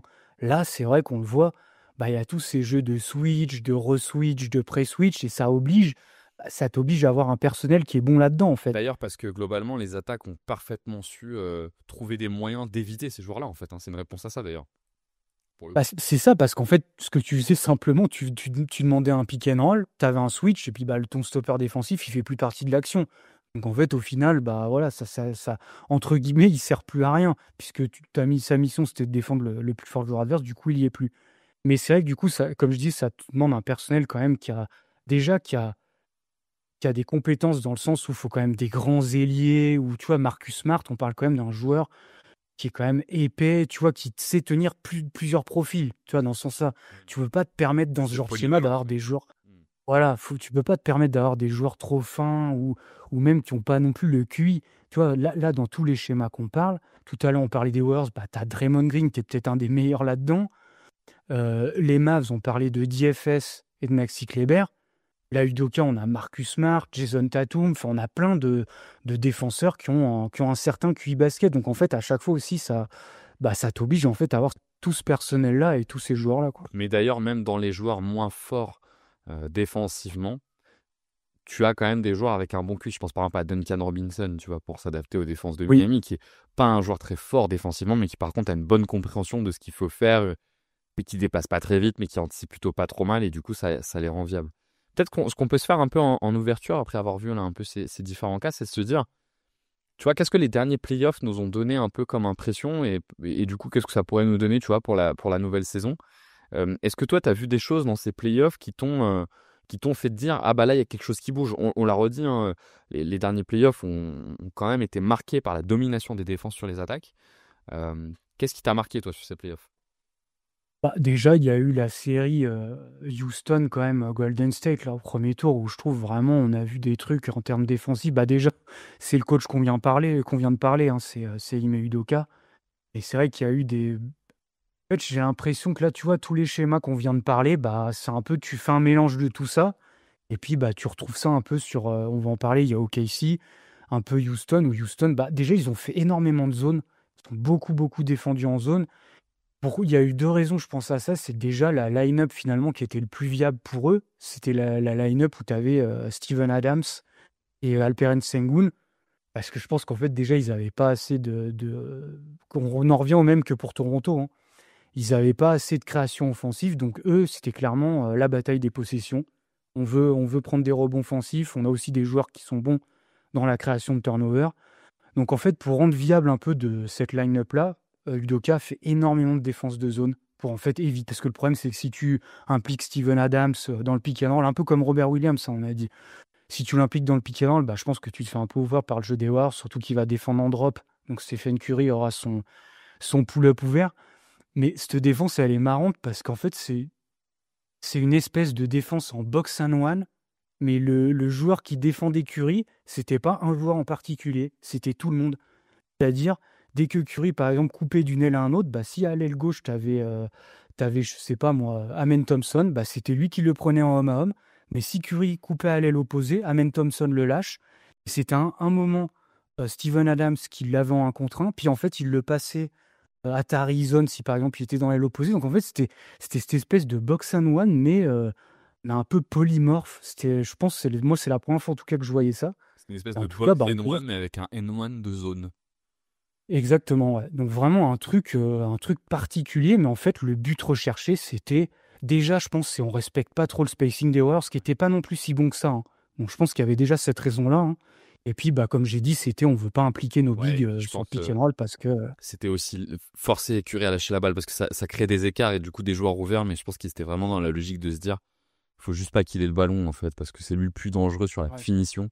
Et donc on acceptait parfois d'avoir des retards, mais qui faisait que le joueur qui avait la balle, je sais pas moi c'était Jonathan Kuminga, et puis finalement t'étais ok, parce que de toute façon tu sais que tu protèges bien ta raquette, et que il peut rester un peu de temps tout seul avec le ballon, finalement c'est pas gênant. Moi je trouve l'autre élément qui a été marquant, notamment sur les 2 dernières années, et moi tu vois c'est ce que je vais essayer de regarder sur la saison prochaine. Pour moi Minnesota a vraiment été l'artisan de la nouvelle révolution de la défense, c'est de l'hyper-agressivité, et qu'on a revu avec OKC et avec les Lakers. Alors les Lakers, on a moins eu l'occasion de le voir durant les playoffs, on l'a plus vu dans la saison régulière. Mais je crois que là, on est de plus en plus vers des défenses qui sont des défenses créatrices de chaos pour générer des pertes de balles. Parce que finalement, les défenses de mi-terrain sont devenues tellement en place que, tu l'as dit avant, mais la valeur de la contre-attaque et surtout la valeur des runs est trop importante. En fait, faire des runs dans des situations où les défenses sont plutôt dominantes, c'est deadly en fait. Et du coup, tu cherches beaucoup les runs. Et moi, c'est ça que je vais essayer de voir cette saison, c'est combien d'équipes vont faire le choix de construire une équipe, non plus pour ce qui a été pendant un long moment la bataille des possessions et la bataille de la rentabilité de ta défense, mais là vraiment essayer de créer des défenses pour générer des runs. Ouais, c'est complètement. Moi, ça me fait penser au OKC, hein. Ouais, Ça me complètement. fait Ah, mais c'est forcément OKC penser à à 100%. OKC. OKC à 100%. Ouais. En plus, c'est vrai qu'OKC, on s'est pas encore attardé sur eux, mais eux, c'est vraiment. Moi, je trouve que c'est eux, en fait, qui ont encore amené. Tu vois, on a parlé à la base de Miami et de Nick Nurse, là, au tout début. Ensuite, on a eu les Warriors avec leur défense hybride et Dallas. Et je trouve qu'au OKC, eux, c'est eux qui l'ont encore amené ce truc-là à un level supérieur où eux, ben, Tout à fait. ils mélangent tout, en fait. Ils mélangent tous les schémas. Et en fait, ce qui est marrant, c'est que quand tu regardes, il y a. En fait, je pense que même eux, comment expliquer ça? En fait, eux, ils savent même pas quel vraiment type de schéma ils vont appliquer. En fait, j'ai l'impression que c'est de l'ajustement en permanence. C'est-à-dire, c'est pas un schéma établi, c'est-à-dire, on va pas être début de match, je sais pas, le coach, il va pas venir, il va dire ce soir, on défend comme ça, le pick and roll, on défend comme ça, tel truc, on défend comme ça. Non, je pense que ça marche même plus comme ça. C'est vraiment, on s'ajuste selon ce qui se passe à l'instant T. Moi, j'ai Tu l'impression vois, que pareil. j'ai l'impression que leur défense, elle est beaucoup basée sur hyper agressivité sur le porteur de balle dès qu'il y a pick and roll. Et derrière le truc qu'on avait avec Jason Kidd, tu sais, des 1 pour 2. On accepte totalement les 1 pour 2. Ah oui, Ça, tu mets parce complètement. qu'ils ont un personnel dingo pour jouer sur les connecteurs défensifs. Et du coup, ils jouent beaucoup là-dessus. Parce qu'on a beaucoup vu aussi côté Lakers, mais avec un personnel qui est bien moins fort. Mais j'ai l'impression Mm. que c'est ça un peu, tu vois, la suite. Et moi, c'est ce que je vais attendre de voir du coup beaucoup dans la saison, quoi, tu vois. Ouais, mais en plus, eux, ce qu'ils font, c'est des fois, tu le vois sur certaines possessions où tu as un drive. Normalement, le drive, comme on l'a dit tout à l'heure, tu es censé aider côté faible, donc côté non-ballon. Déjà, ce que fait énormément OKC, et ce qui a beaucoup changé, c'est qu'on aide depuis le côté fort. Normalement, avant, ça se faisait pas ce truc-là, parce que si tu es de côté fort, bah, tu as juste à faire une passe et tu as un shoot ouvert à 3 points. Eux, OKC, déjà, ils font énormément ça. Mais en D'ailleurs, plus, juste pour compléter, chose que faisaient beaucoup les Lakers, mais quand tu le fais avec un mauvais personnel, tu te fais beaucoup punir. C'est ce qu'on avait vu contre Minnesota qui l'avait anticipé. On avait vu les Lakers se faire détruire sur les tirs dans le corner côté fort, Mm. justement parce qu'ils n'avaient pas le personnel pour le faire, quoi. bah, c'est ça, parce qu'en fait, ça t'oblige déjà à faire des close-out agressifs, ou alors, souvent, ce qu'aime bien faire OKC, quand il y a bah, par exemple, le joueur, en fait, ça s'appelle un peel switch, hein, quand tu viens, c'est le défenseur d'après qui vient switcher, et normalement, celui qui était sur le ballon, il va re-switcher sur le joueur qui est dans le corner. En fait, il switch à deux comme ça. Et, euh, et OKC fait énormément ça, mais sauf qu'en fait, il faut avoir le QI défensif pour le faire, et il faut avoir le personnel parce que ça demande des qualités quand même bah, de close-out. Et comme tu as dit, je pense qu'effectivement, les Lakers n'ont pas ce personnel-là, mais OKC, je trouve, ce qui est fou, c'est que en fait, tu le vois rapidement sur des possessions où des fois, tu as un drive, mais tu as l'aide côté fort qui arrive et l'aide côté. En fait, tu as deux aides qui arrivent, mais c'est comme s'ils se coordonnaient. C'est-à-dire, bah, il y en a un des deux qui va voir qu'en fait, l'aide côté fort est peut-être plus simple à faire. Donc, du coup, c'est lui qui va la faire et l'autre, il va finalement retourner sur son joueur. Ou alors, sur une autre possession, ça va être complètement l'inverse. En fait, l'aide va venir côté faible et le côté fort, il va rester. Un peu comme si tu déguisais un peu à l'attaque ce que tu allais faire. Et en fait, l'attaque, ils savent même plus ce que tu vas faire. Mais En fait, tu sais à quelle équipe ça me fait penser, dans ce qu'on a évoqué, ça me fait beaucoup penser à ce que tu expliquais sur les Raptors, en fait, hein. Et je pense que, en fait, oui, la particularité de ces équipes-là, et c'est pour ça que ces profils sont aussi chers, là, ces profils d'ailier grands, très longs, c'est que ces capacités physiques-là te donnent énormément de marge d'erreur, notamment dans les aides que tu fais. Et du coup, ça te permet de créer beaucoup de chaos Donc en fait, effectivement, on voit beaucoup OKC faire des doubles Z. L'aide, elle vient des deux côtés, mais elle vient des deux côtés par des Mm. mecs qui ont des bras interminables, qui sont déjà grands, qui lèvent les bras, qui les bougent énormément. Et du coup, la passe, t'as un peu peur de la faire. En même temps, tu finis au cercle, bah, t'as 3 mecs, donc tu pourras pas finir au cercle. Combien de fois on a vu OKC, tu sais, le mec monter au cercle, finalement, changer d'avis, essayer de faire la passe. Mais le problème, c'est que t'as J-Dub qui est là, il a le bras tellement long, comme normalement, bah, le mec qui essaye de faire le kick-out dans le corner, bah, J-Dub, il la touche quand même la balle, donc ça marche pas, tu vois. Je trouve qu'il y a beaucoup de la Ouais, c'est défense ça. de Nick Nurse là-dedans, en fait. Complètement. Et puis, il y a aussi toutes les défenses en post-up. On l'a vu énormément dans la série avec Jokic, où en fait, il faisait du front the post. Pour expliquer rapidement, c'est en fait Caruso se place. Au lieu, en fait, normalement, un post-up, tu es censé être derrière, entre le panier et ton joueur. Là, en fait, tu fais l'inverse. Tu te places devant le joueur pour éviter qu'il reçoive la balle. Mais en fait, tu as un joueur derrière qui doit quand même dézoner, parce qu'au cas où s'il reçoit le ballon, il faut bien qu'il y ait un joueur qui vient protéger le cercle. Et ce que faisait OKC, c'est qu'il faisait ce fronting the post, et tu avais encore des aides. Si jamais Jokic recevait la balle, en fait, souvent, quand tu fais un double team, donc tu viens doubler depuis le poste, soit tu doubles depuis la ligne de fond, soit tu doubles par devant. OKC, c'est pareil. En fait, ils mixaient ça. Tu savais pas quel schéma vraiment ils faisaient. Tu avais une possession, ils venaient doubler vers l'avant, et puis l'autre possession, ils venaient doubler ligne de fond. Et ils ont surpris, en fait, je pense que c'est aussi pour ça que des fois, tu vois, Jokic, c'était peut-être un peu surpris, tu le voyais sur certaines positions, parce que tu disais, ah mince, il croyait que l'aide allait venir là, puis en fait, ça a changé, puis l'autre possession, ça rechange. En fait, c'est un peu comme si, au lieu que l'attaque créait des confusions, c'était la défense qui créait des confusions pour l'attaque. Mais ouais, je pense qu'effectivement, tu profites en fait de ces profils-là pour te donner beaucoup de liberté en défense, de liberté d'erreur, de marge d'erreur, parce qu'ils sont capables de les corriger. Et là, effectivement, tu as un impact très très fort des profils défensifs. Voilà, ce que je te propose, c'est qu'on arrive doucement vers la fin du podcast. On a expliqué beaucoup de choses.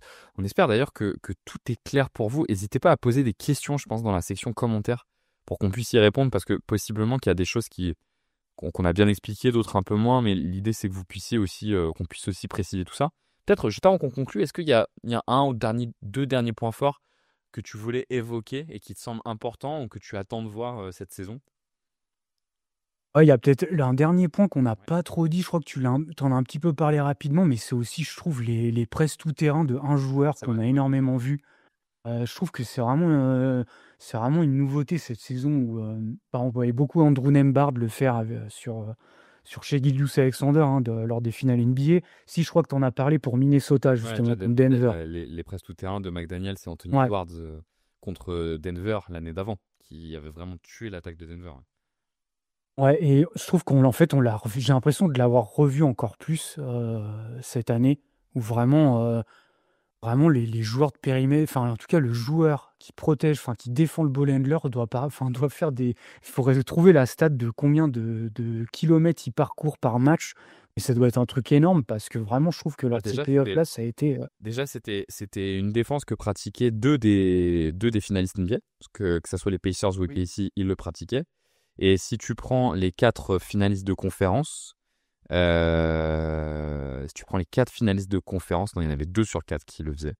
Donc tu avais quand même voilà, beaucoup d'équipes qui le faisaient. Et oui, je pense que ça va effectivement se développer. Tu as raison, la question de la presse tout-terrain, qui est organisée de deux façons différentes d'ailleurs en fonction des équipes. Tu as des presses tout-terrain un peu aidées, où pour le coup tu essayes de réduire l'espace dès le début. C'est ce que faisait Minnesota notamment très bien. Et puis tu as une presse tout-terrain pure qui, je trouve, les deux qui le font mieux. Alors, il y a un an, Orlando le faisait assez bien avec Jalen Suggs et le faisait avec un gros volume. Mais effectivement, tu as OKC qui le fait à gros volume avec. Alors, ça peut être Caruso, mais c'est beaucoup Cason Wallace qui s'y colle. Peut être J-Dub aussi Ouais. par moment. Bon, il tourne un peu de son Et un gros personnel. ouais, même les deux finalistes l'ont énormément fait, quand tu regardes, même Indiana, et pas que contre OKC, hein. Ils l'ont fait pas mal contre Brunson aussi, j'ai souvenir, où vraiment on essayait de le gêner le plus possible. Puis aussi, je pense qu'ils le faisaient, ils étaient pas fous, parce qu'en plus au Knicks, à part Brunson, t'as pas vraiment d'autres ball handlers. Donc forcément, si tu le prives du ballon, du coup tu te retrouves un peu dans des conditions qui sont beaucoup moins bonnes pour attaquer ton système offensif, tout simplement. Et en plus, ce qui est marrant, je crois que c'est Minnesota a essayé de le refaire contre OKC là en finale de conf. Mais je crois que c'est au match 3 ou 4 où finalement ils ont abandonné l'idée, parce que ça marchait pas trop en fait contre OKC. Je crois que même au lieu de faire de la presse tout terrain, ils faisaient de la presse demi-terrain. Donc dès que dès que Shea dépassait la ligne médiane, souvent c'était Nickel Alexander-Walker ou McDaniels qui faisait ça. Et oui, parce que forcément, c'est aussi dépendant de à quel point le porteur de balle est à l'aise. Et Jamal Murray était un peu blessé contre Minnesota un an avant, et Shai est en plus de base plus à l'aise que Jamal Murray. Mais déjà, ça avait moins marché contre Jamal Murray en 2025 qu'en 2024. Écoute, Match, je te propose qu'on conclue du coup ce podcast. Comme on disait, on est curieux d'avoir votre avis déjà en commentaire. On aime bien savoir un peu ce que vous pensez de ce type d'épisode. Mais surtout, si vous avez besoin de précision, n'hésitez pas à mettre vos commentaires et à nous les poser. Et puis, restez connectés. On trouvera rapidement de quoi parler. À plus!